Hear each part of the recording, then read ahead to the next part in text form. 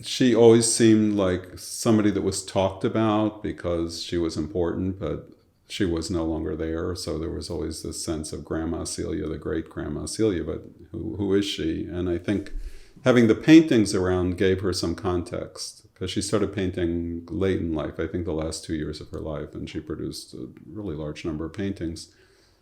And they were pretty good. I mean, they weren't, she didn't become a famous artist, but I mean, there was a raw talent that showed through, and she won an Art Students League award. But, it was always this mythical figure. And the reason I mentioned the paintings is that whatever relative we would visit, I mean, we had some in our house, and there were the different aunts and the uncle. I mean, everybody had some of her paintings. And so she was always there in the paintings.